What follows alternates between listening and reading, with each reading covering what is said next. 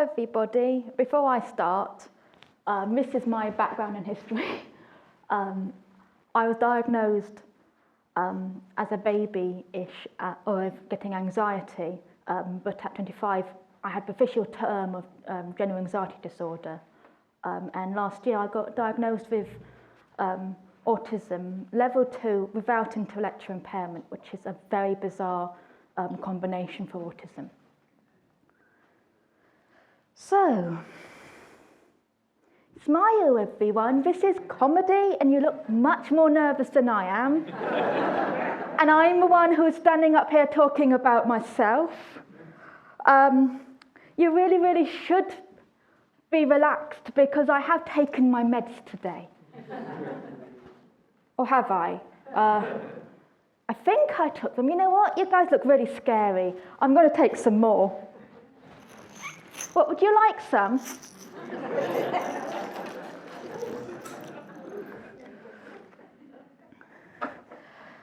So you shouldn't worry about me flying off the handle, as you can see, because I have taken my meds, and I do take them every 5 days out of 7.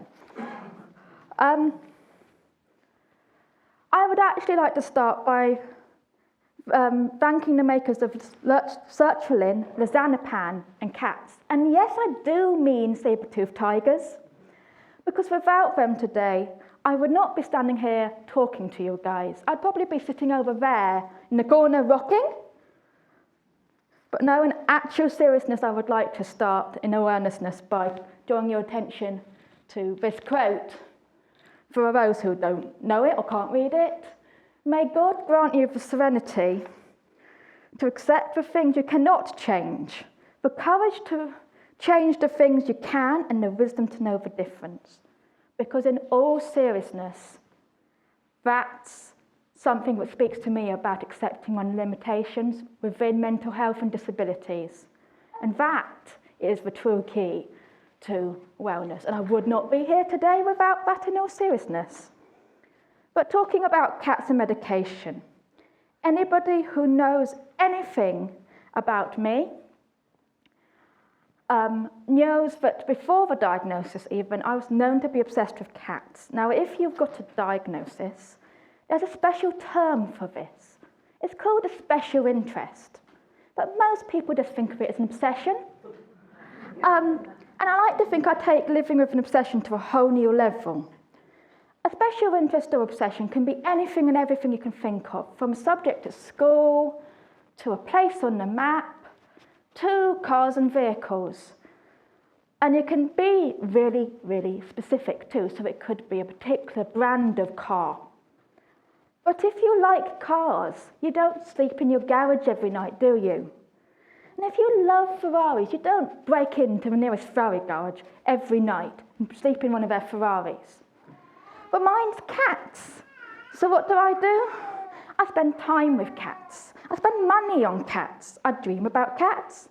I dream and sleep with cats. Now, obviously, I do not mean sleep with cats in the rude sense. You've got to bear in mind with me, I have speech and language issues. And it's a bit like if you have that old jacket you've kept for years with a zipper, which doesn't really fit you and it's a bit worn out. If you work really hard at it, and you concentrate on what you're doing, and you take it slowly, you're looking at what you're doing, it will fit. But if you rush at it and don't concentrate, you end up with the bottom of the zip bit here, and the coggle's in the wrong place, and your clothes are stuck in it. And it can make you sound a bit like a BFG, or make you sound really rude and inappropriate by making rude, inappropriate jokes or innuendos when you're not meaning to. It can be incredibly embarrassing. For example, I was walking a friend with a lower and capital F dog, which is a working Cocker Spaniel, near our house. Anybody who knows anything about the breed, they are incredibly high-energy dogs, which you can't tire out easily. And I met an admiring stranger. And I meant to say that he was like the Duracell bunny. You can see I'm trying to read it so I don't get it wrong again. I said, Durex bunny? It's not much better if you correct yourself in time, or if you know the person. One day, I was doing this course of animals, and I was talking to someone else who likes cats. And I was trying to explain to her about my nervous uptight cat at home. And I meant to say neurotic. I said erotic. And she's sitting there laughing and just smiling in good humour. And I corrected myself in time. And I just wanted the ground to swallow me up. I wanted to die. It's so embarrassing. But that's not the only reason why I like cats. As well as being my special interest or obsession, they are my antidepressants, my anxiety medicine, my social worker, my friend, my family, my carer, and a great sense of sensory input. But that's just because I already have a predisposition to them. I have already chosen them as that. Lots of people who are autistic like animals more than they like people, because they think they love you unconditionally, but they don't judge us. I don't know if anybody's seen this cartoon, which is absolutely brilliant.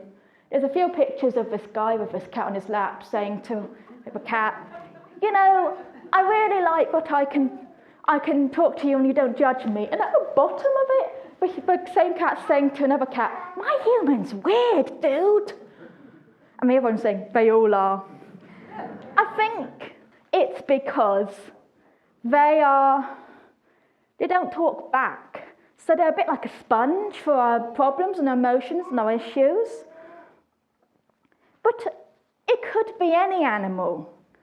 It could be a dog, or a hamster, or a rabbit, or a guinea pig, or a bird, or a giraffe. In fact, in a program called Atypical, an autistic person obsesses over penguins and adopts one in a zoo and goes and visits it in the zoo.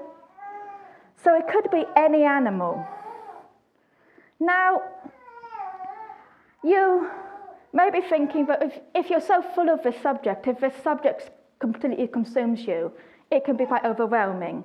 I like to think of it sometimes a bit like water dripping to the lowest point by any means possible. And that means that from the outside it can sound a bit like the dog from Up. Does everybody know the dog from Up? The one that talks about squirrels every so often, halfway through the sentence. Hi, how are you? Cats. What have you been up to? Cats. Isn't it nice weather outside? Oh, look, it's a cat. And if we go on a rant about our special interest, and inside our head, it sounds a bit more like the Chaz and Dave song, the Rabbit Chaz and Dave song from him. You know, rabbit, rabbit, rabbit, rabbit, cat, cat, cat, cat, cat, cat, cat, cat, cat. You're probably thinking at this point, so that sounds hard, but can you do something about it? Straight answer to that is no. I think sometimes if I could choose to make a career out of myself, to work really hard an ordinary job, and work up the ranks, to find love and settle down and have a family, or create world peace. And I would have things like being rich, successful, famous, or having a loving partner and kids, or a Nobel Prize of some sort. But it's not that simple. So what do I have instead? Well, I have 3 cats in my house at least at a time. And I have a house full of cat stuff. And I don't just mean cat bowls, cat scratching posts, cat toys, cat food. I mean cat junk, like models of cats and magnets and pictures with cats on it. To explain to you just how hard it is to change that, I want to tell you a story about this girl I met on an A.S. meetup. Her special interest is a bit like having a celeb crush. She will fixate on one or more celebs or VIPs in the media. And at this particular meetup, she just was talking about the fact that she hadn't had one in a while. And with all the politics in the media, she was worried she'll go back to Donald Trump. which she did not like in the first place and was not keen on doing again. So it's not that easy. And so, yes, I am very aware of the irony of thanking saber-toothed tigers when they have caused my general anxiety in the first place. But the fact is, cats without big scary teeth have helped me in lots of ways. And talking about my anxiety and my mental health, I got my mental health diagnosis and my general anxiety diagnosis before my autism. Now, this is really common. It's really common to get 101 different diagnoses before you get autism. Sometimes they are wrong diagnoses, and sometimes they're just linked. And the linked ones are called comorbidities, which I think is extremely ironic because my comorbidities make me feel very morbid sometimes. Now, one of the most common ones are anxiety disorders. And as I said, general anxiety disorder is linked, but I think they're so linked they're joined at the hips. I've got both, and I do not know where one begins and the other ends. To give you an idea of what it's like, imagine that your normal everyday anxiety is like having a health and safety inspector inside your head, going through everything you do, say, act, think, and just listing all the problems that could happen with that. Now, if you're a bit more anxious than usual, maybe a health and safety inspector is a bit overzealous with his job. He doesn't need to put down everything after all. And maybe as well as he yells it in your ear, right in your ear at high volumes. When it becomes an anxiety disorder is when you have this health and safety inspector and he's overzealous with his job and he's yelling it in his ear at high volumes and you listen to him. It can make you feel a bit like the child that cried wolf or Chicken Little. I mean, is the sky falling in? The sky is falling in. Or is it like it was with me? Will I die the day before my birthday, getting hit by a car around a corner from my house, and I don't live to see my next birthday? It's a genuine worry I've had in the past. And the thing is, because it's linked and you get autism at birth, you're likely to live with this all your life. When I was little, this is my money box here in the middle. And you can probably just about see there's a keyhole. I would be so worried that robbers would go and break in my window and steal my pocket money at night. But I would hide this key in such a strange place, they couldn't find it. I couldn't find it. I would search for hours sometimes without looking. And I think the reason why I haven't got it anymore is I lost it about 5 houses ago.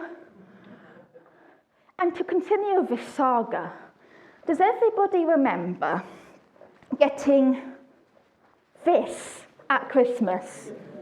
Obviously it's not this size, but you know.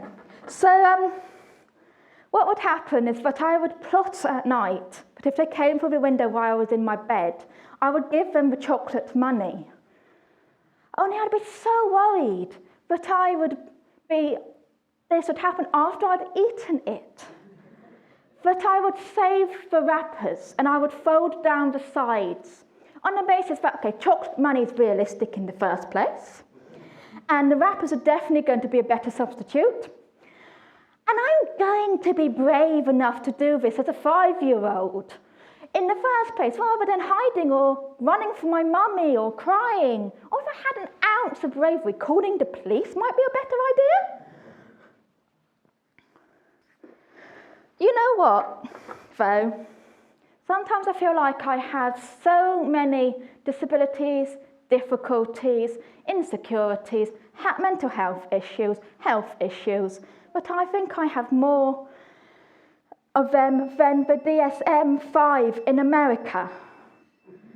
I have so many of these, but sometimes waking up in the morning feels like a roulette wheel. What am I going to feel like today? Am I going to feel angry, frustrated, scared, anxious, worried, isolated, confused? Even I can't keep up.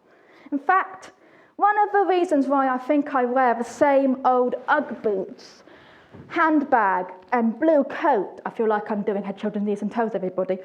Ugg boots, handbag, blue coat, blue coat. Ugg boots, handbag, blue. No, shut up. The reason why I feel like I'm wearing these all the time is because if I change from day to day, my outward personality changes from day to day, and I can't keep up. A, how can they? And B, what defines me? What is a daisy? So I would like to be defined by something, even if it's just a pair of Ugg boots and a coat and a bag.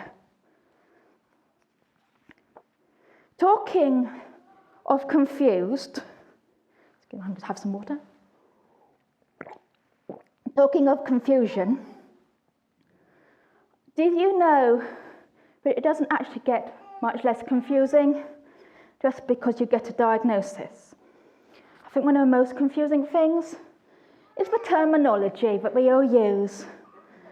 There are so many acronyms, special jargon and phrases used in this thing. I've never seen a part of society which has so many. I mean, NT, A.S.B, A.S.D, high functioning, low functioning, level 1, level 2, level 3, level 145. What the heck does it all mean? I know the first thing I thought when I was told that I had A.S.D is, isn't that a type of illegal drug? NT is either a theatre in London or it's E.T.'s big brother. And A.S.B just sounds like an asthmatic donkey to me. I mean,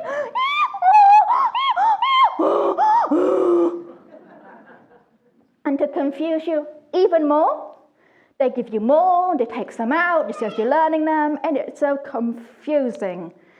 I heard that apparently A.S.B or Asperger's is no longer used in the medical profession, but us A.S.Bs have not got this memo, because I learned A.S.B from an A.S.B, and just as you're trying to remember things, they put one more in. So as well as A.S.D, they have A.S.C, so instead of autism spectrum disorder, it's now autism spectrum condition. It reminds me of trying to learn things at school. I don't know if anybody remembers this, but I spent at secondary school 4 years out of 5 learning that atoms are made out of protons, electrons and neutrons, which we all know to be simple and easy and sort of elementary in all sorts of senses. Only to find on year 5 that, as a boy put it to the teacher, "You lied to us, miss," because apparently neutrons are just a bunch of electrons and protons stuck together. The other one is, does anybody actually know whether Pluto is a planet or not at the moment? Because since I've learnt it, it's chopped and changed so freaking much I just can't keep up. I mean, it's a planet, it's not a planet, it's an elephant, what is it? Talking about my mental health and my autism, my mental health led to my autism because I had a breakdown last year which led me to going to hospital, which led me to going to the psychologist, which led to them suggesting that I got a diagnosis, and here I am today. And that was when I was 25, so you may be thinking, if you were born with the diagnosis, how come they didn't notice before the age of 25? Someone must have noticed. Well, in a way, I sort of blame my mum. She didn't want me to go to a school for autistic kids because she wanted me to mimic normal people in life, the NTs, rather than mimicking the autistic people. So, of course, she sent me to a school for dyslexic and dyspraxic kids because they're normal. And That's not the only thing you need to get used to of when you get a diagnosis. Probably one of the biggest culture shocks is the idea that you are no longer normal. And talking of getting a diagnosis, I think at 25, there's only two ways you can take it as an adult. It's either a complete bolt out of the blue, or it all starts to make sense. And I was definitely the second one. I would think things like, that's why I don't fit in. That's why if I agree with someone in a debate or an argument or discussion or just talking, they think I've disagreed and start arguing back. That's why I make people laugh when I'm not trying to. Obviously, this is comedy, and I hope I am funny, so do feel free to laugh. But speaking of changes, do you know that autism absolutely loathes it? I think I was probably the only female, the only girl in the world that did not like going shoe shopping. Why would I want to go shoe shopping for new shoes that may not suit me or fit me or be comfortable when I've got exactly that at home? Probably the worst part, though, of not being normal is the sense of isolation. Sometimes I think, despite the fact that the world has not come to a consensus of what a normal person is, what they have come to a consensus over is that I am not it. And it can make you feel a bit like you are the tug-of-war rope between the NTs and the A.S.D community, with the NTs saying that you should change, pretend, mimic, adapt, bend over backwards generally, or whatever you want to describe it as, for the majority of the world. Well, the A.S.Ds on the other side saying it is a right to be yourself. But talking of confusion, perhaps one of the most confusing things for me is UNTs in general. You do things which really confuse me. Sometimes I think that everybody knows the book Men from Mars, Women from Venus, right? About how men and women are so different that they might be on different planets. Well, sometimes I think if men are from Mars, NTs are from Alpha Centauri, you do things I just do not understand, like ask me how I am when you don't give a damn for the answer. Why are you asking?